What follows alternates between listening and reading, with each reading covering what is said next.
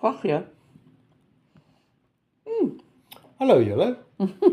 Ja, ons het toe nou 'n bietjie gister was daar by Walmart om 'n adapter te soek vir die chargers vir die laptops. En hulle het nou nie eintlik verstaan wat ons probeer sê nie. En vandag toe kyk ek gou-gou op die Walmart se webwerf. Want die vroutjie wat ons help, Maya, sy het gesê dit gaan beter wees om sommer 'n charger te koop as om 'n konverter vir die plaks te koop. Daai wysheid uit 'n 26-jarige kind uit. Ja. En ja, toe sien ek hierdie nice dingetjie.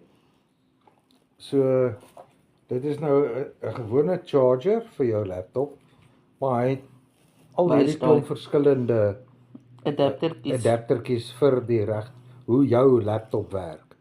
So basies kom ons sê dit is daai ene pas in jou laptop in, dan plak jy hom net so in en daar's jou charger. Is dit nie oulik nie julle? Baie nice.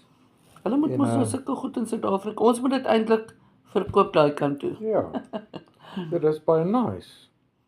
En dit was maar $20 een. En Tommelong, hy het nou nie gedink hierdie gaan baie nice wees nie. Hoe was hierdie toe nou? Nee, dit proe baie lekker. So dit is 'n probiotic as jou maag nie gereeld werk of iets nie, lyk dit my. Dan koop jy nou die shots. Die een is pineappel en hierdie is strawberry shots.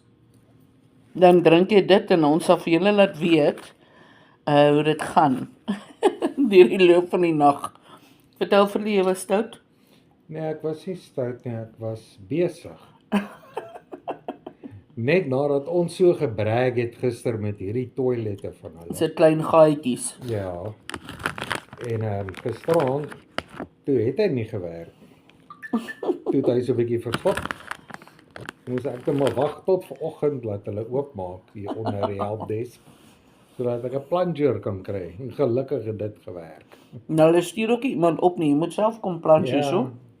Ja. Wat ook maar goed is. Ja, geniet jy dit nog, Tommelong? Baie. Ek geniet dit 100%. Ja, in die Walmart is die stap was lekker. Ek het amper gesê nee, dankie, ek wil nie saam gaan nie. My CV gou-gou reg gekry. Kliënte laat weet dat sodra ons laptop goedjies uitgesorteer het, sal ons aangaan met ons werkies.